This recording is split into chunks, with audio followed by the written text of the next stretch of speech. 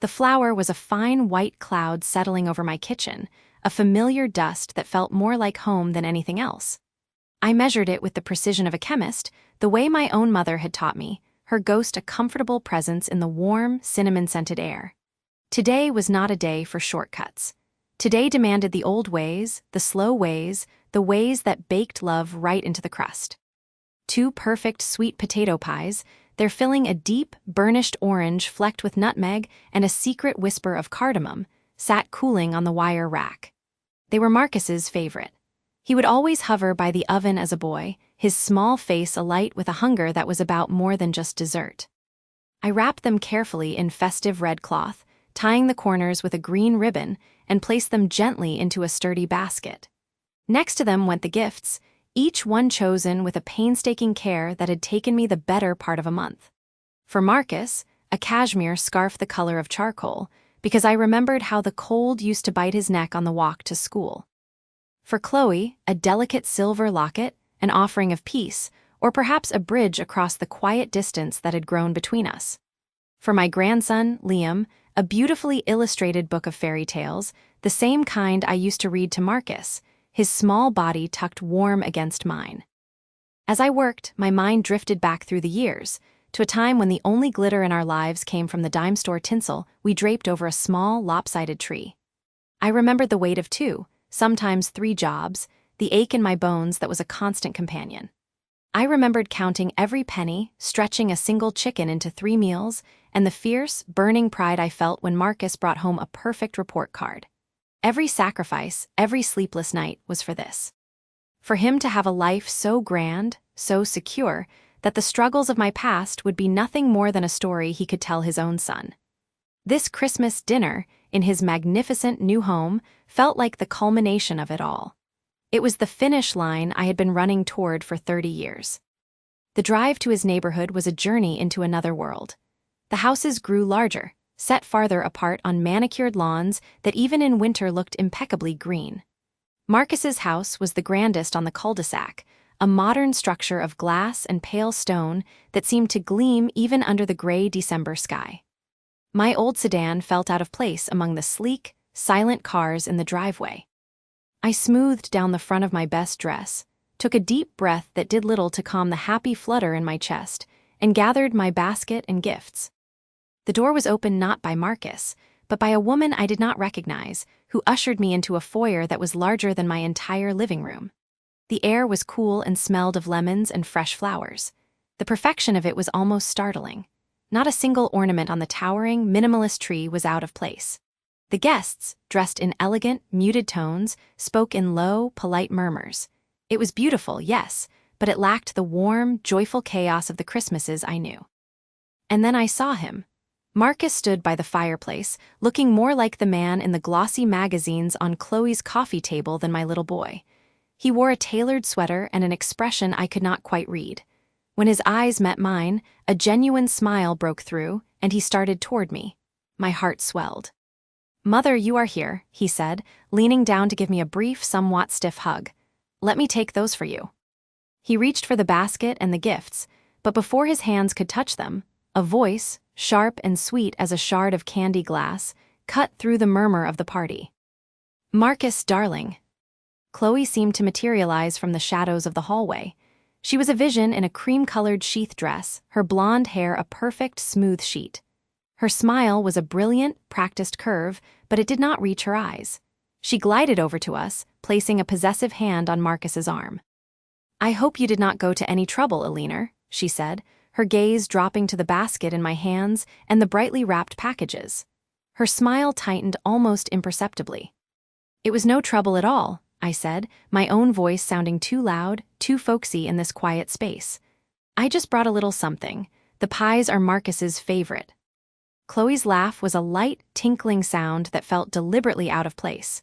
She did not look at me. Instead, she addressed Marcus, her voice carrying clearly in a sudden lull in the conversation. The room seemed to be holding its breath. "Marcus," she said, her tone now gently chiding, as if reminding a forgetful child. "We told your mother not to bring anything. It is all taken care of. The caterers have provided dessert, and we have a very specific aesthetic for the gifts this year." The words landed like a physical blow. The public dismissal, the way she spoke about me as if I were not standing right there, the casual invalidation of my effort and my love, it stole the air from my lungs. I felt a hot flush creep up my neck. I could feel the eyes of the other guests on me, a mixture of pity and curiosity. My hands tightened around the handle of the basket, the rough weave of the cloth suddenly the only real thing in the room. I looked at Marcus, my son, the man I had built my life around. His face was a mask of acute discomfort. He shifted his weight, his eyes darting from Chloe to me and then to the floor. He opened his mouth, but no sound came out. The silence stretched, becoming a vast, awkward chasm. He was choosing.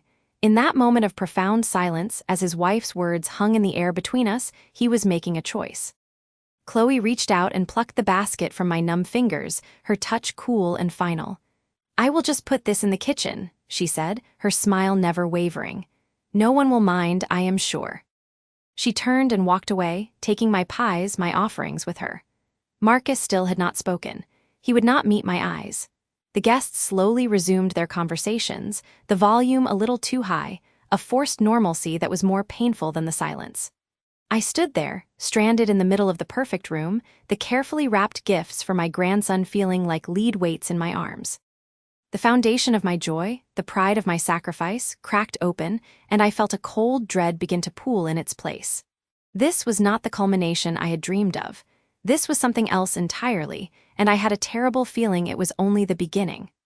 The laughter from the living room chased me down the hall, a cruel, tinny echo that seemed to mock the grandiosity of this apartment. I did not run. A woman like me does not run. But my retreat was swift, a strategic withdrawal from a battlefield where I had been decisively, humiliatingly defeated. I found sanctuary in the one room that always felt like a promise of warmth, even in a place as cold as this: the kitchen. It was a symphony of steel and polished marble, a space so vast it seemed to swallow sound. The air still held the lingering, comforting scent of the meal I had prepared, a ghost of the evening I had envisioned. I gripped the edge of the cold countertop, my knuckles turning white. The weight of the diamond necklace felt like a collar. I stared out the dark window, but I did not see the glittering city lights. I saw only the reflection of a foolish woman in an expensive dress, a woman who had believed, for a few fleeting hours, that she could belong. The soft click of the door broke my trance. Aaliyah slipped inside, her presence a sudden, warm current in the sterile air. She came to stand beside me, her shoulder gently touching mine. She did not speak at first, simply offering the solid comfort of her silence. "She is a viper," I said, my voice low and rough. It was not a whisper, it was a confession of a wound I could not yet fully acknowledge. "She is insecure, Mama Alina," Aaliyah replied, her tone gentle but firm. "She sees your strength, your history with Marcus, and it threatens her. That little performance in there was not about a vase. It was about marking her territory." I turned to look at her, my sweet Aaliyah with her kind eyes that saw too much.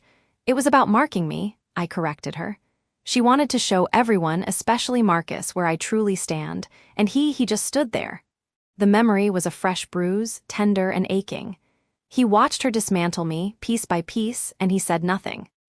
Aaliyah placed a warm hand over mine, prying my fingers from their death grip on the marble. "He is caught in the middle. You know how Marcus is. He hates conflict. He probably thought staying quiet would keep the peace." "There is no peace when one person is allowed to wage war unopposed," I said, the words tasting like ash. I looked around the kitchen, at the professional-grade range where I had labored over the oxtail stew, at the spotless counters that held no trace of my efforts. I cooked his favorite meal. I brought a piece of our home, of his childhood, into this museum, and she called it a distraction. The word hung in the air between us, ugly and final. Aaliyah sighed, a sound of profound weariness. "I know, and it was delicious. She is just different. Her world is made of different things." She squeezed my hand. "Do not let her steal your joy. You raised an incredible man. That is your victory, not whatever this is." She gestured vaguely toward the living room. Her words were a balm, but they could not reach the deep, cold place that was forming inside me. My pride was not soothed. It was shattered, lying in pieces as irreparable as that blue glass vase. The evening was broken, and I knew with a sickening certainty that it could not be fixed. The joy had been leached from it, drop by drop. After a while, Aaliyah returned to the guests, leaving me alone with the hum of the stainless steel refrigerator. I attempted to busy myself with tidying, wiping down surfaces that were already pristine, but my movements were robotic. I was a ghost in my son's home, polishing the edges of a life I no longer recognized. I needed to see Marcus. Not the polite, distant host he had become, but my son. I needed a moment, just a moment, to look into his eyes and see if the boy I raised was still in there, somewhere behind the tailored suit and the weary expression. I moved quietly through the labyrinthine hallways, the thick carpet muffling my steps. The murmur of conversation from the living room faded behind me. I knew Marcus's study was at the end of the hall, a quiet refuge he had shown me earlier with pride. As I approached, I heard the low rumble of his voice, followed by the sharp, distinct pitch of Chloe's. They were arguing. My first instinct was to retreat to grant them privacy. But then I heard my name. It was not spoken, but it hung in the air nonetheless, a palpable presence. I froze, my body pressed against the cool wall beside the partially open door. I am just saying, Marcus, it is a look. Chloe's voice was like shards of glass, each word carefully chosen to cut. The handmade quilt, the jars of pepper sauce, it is all a bit much. Do you want our friends to think we still have one foot in the old neighborhood, in that life? My breath caught in my throat. The quilt. I had spent months on that quilt, stitching together pieces of Marcus's old baby clothes, his first Little League jersey.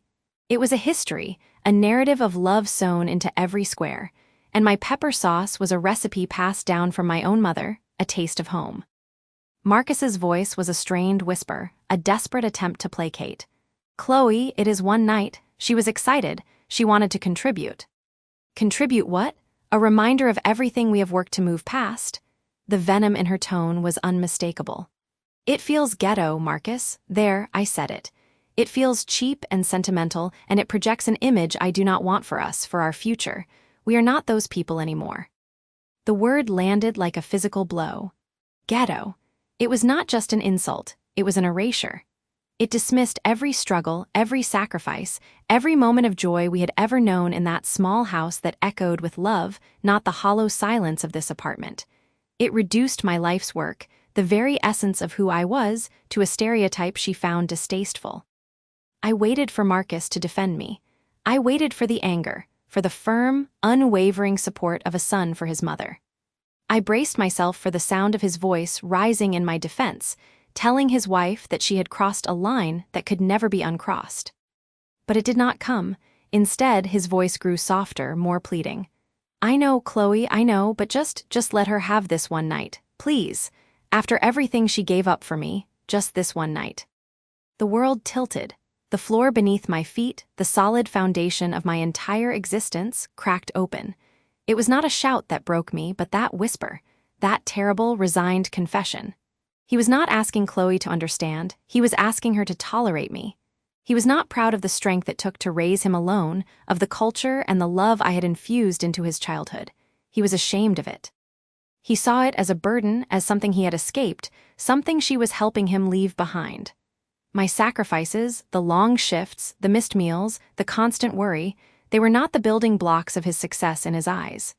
They were a debt he felt obligated to acknowledge with pity, not pride. I did not hear the rest of their conversation.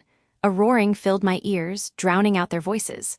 I felt a coldness seep into my bones, a profound chill that no amount of central heating could ever warm. I turned away from the door, a silent phantom in the hallway. My feet carried me back toward the living room, but I was no longer truly there. I was back in that small kitchen of our old home, watching a young Marcus do his homework at the table, the smell of pepper sauce filling the air. I had given up everything for that boy. And now I understood that he saw those sacrifices not as gifts, but as chains he was grateful to have broken. I stood at the threshold of the living room, watching the scene of elegant laughter and clinking glasses. They were all there, a tableau of a life my son had chosen. And I knew, with a certainty that was both devastating and absolute, that I had no place in it. The necklace felt heavier than ever. I reached up, my fingers brushing against the cold stones, and I knew what I had to do.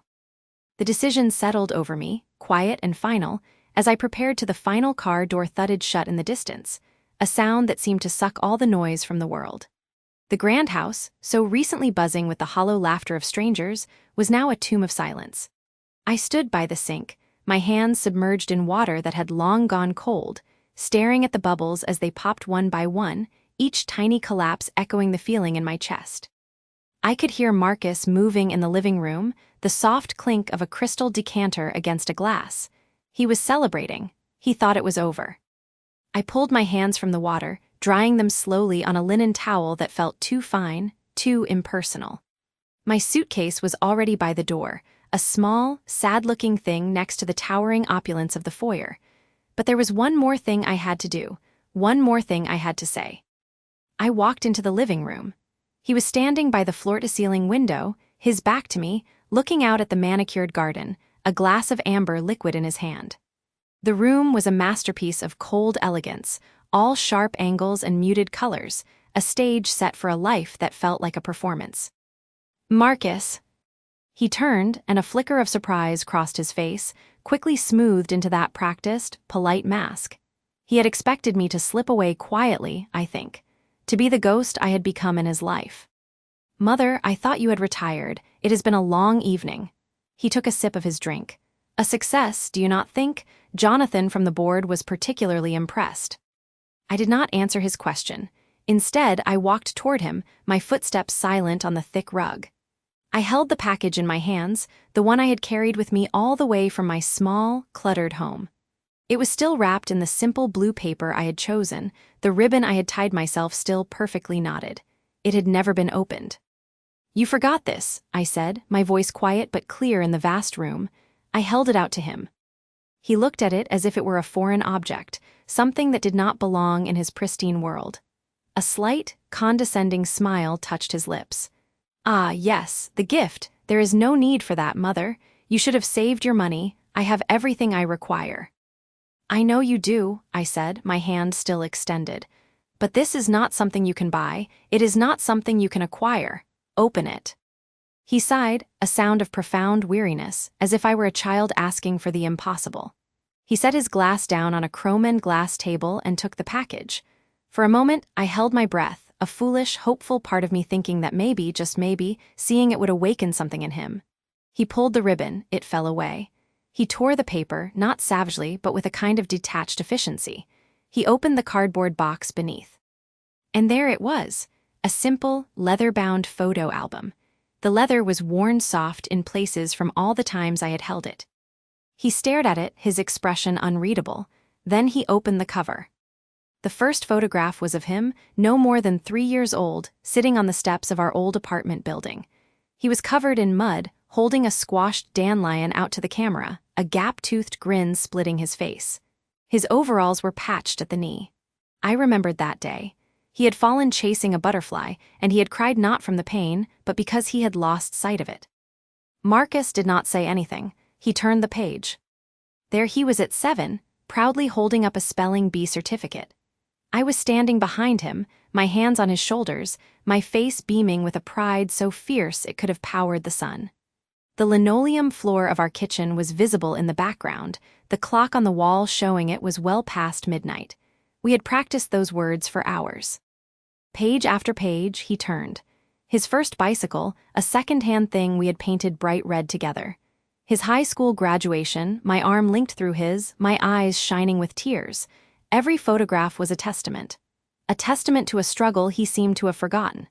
A testament to a love that had built him, brick by brick, sacrifice by sacrifice. He closed the album with a soft thud. His jaw was tight. He did not look at me.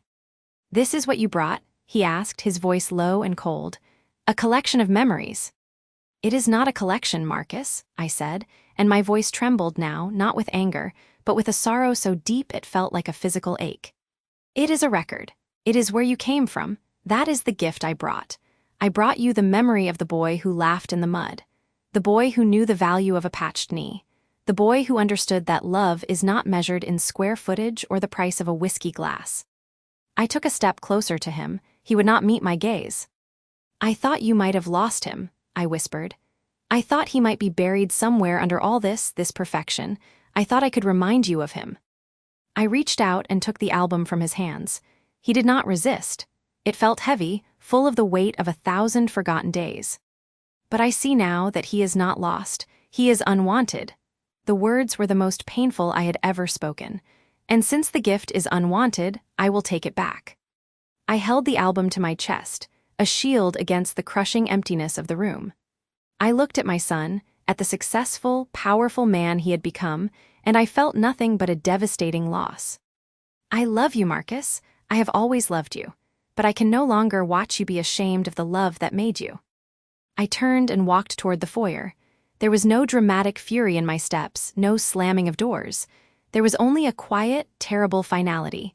Each step felt like a mile. I picked up my suitcase. My hand was on the cold, brass handle of the front door. "Mother," he said from behind me. His voice was strange, choked. I stopped, but I did not turn around. I could not bear to see his face. A long moment of silence stretched between us, filled with all the words he could not say, all the apologies that were stuck in his throat. I opened the door. The night air was cool and clean. I stepped through it, and I closed the door behind me without a sound. The click of the latch was softer than a heartbeat, but it was the loudest sound I had ever heard. It was the sound of an ending. Weeks later, the rhythm of my own life had reclaimed me. The small town where I lived was a world away from Marcus's polished metropolis. Here, the houses were close together and lives were intertwined. I found myself volunteering at the local community center, teaching children how to knit. My hands, which had felt so useless in my son's sterile kitchen, were now busy showing a little girl named Lily how to loop the yarn. Her small brow was furrowed in concentration. Her tongue stuck out slightly. "Like this, Alina?" she asked, holding up a tangled but earnest attempt. "Exactly like that, my dear," I said, and I felt a genuine smile touch my lips for the first time in what felt like an age. The love I had, the love that had been rejected, was not gone. It was simply finding new channels, like a river diverted. It flowed into the soil of my garden, which was now bursting with vegetables I would share with my neighbors. It flowed into the stitches of the scarves I was making for the winter shelter. It was a different kind of purpose, quieter, but it was real. There was a peace in it, a peace that came from knowing I was where I was meant to be, loving in a way that was welcomed. The ghost of my son's absence was still there, a cold spot in my heart, but it was no longer the center of my universe. I was learning to live around it. In the perfect, silent house, Marcus sat alone. The cleaning service had been through, erasing every last trace of the party and every last trace of me. The house was immaculate, a showroom ready for prospective buyers. He sat in his favorite chair, a sculptural piece of furniture that was more art than comfort. A glass of that same expensive whiskey sat untouched on the table beside him. His eyes were fixed on a space across from him, an empty chair. It was not just any empty chair, it was the chair I had sat in during my visit. It was positioned perfectly to take in the view of the city lights, a view he had been so eager for me to admire. He stared at that empty space, and the silence of the house was no longer a symbol of his success, but a weight. It was a silence that echoed with the memory of my voice, with the rustle of the photo album's pages, with the quiet click of a door closing. He had spent his whole life building walls against the chaos of his childhood, against the struggle. But now he realized that in building those walls, he had locked out the only person who had been fighting alongside him in that chaos all along. He had thought his mother's gift was a photo album, a trivial, sentimental object. He understood now that her gift had been the truth of himself, and he had refused it. The emptiness of the chair seemed to grow, to fill the entire room, until it was the only thing he could see. It was a void that no amount of money, no professional achievement could ever fill. He had lost something, something fundamental. And the most chilling realization, the one that was just beginning to dawn on him in the cold, still air of his perfect home, was that this loss felt absolute. This loss felt irreversible, and he had no one to blame but himself. He was alone with that truth, and the empty chair stared back, a silent, permanent monument to his mistake.